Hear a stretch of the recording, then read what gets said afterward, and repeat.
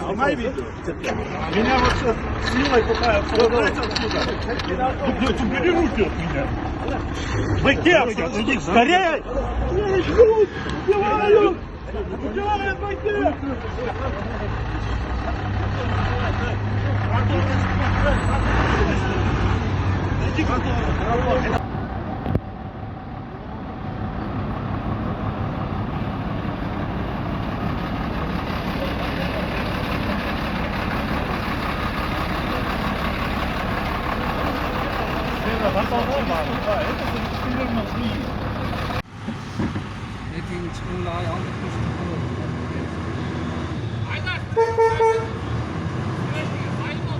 Stroszkę açık su var.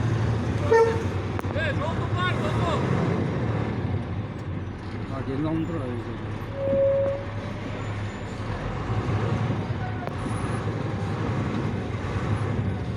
Haydi.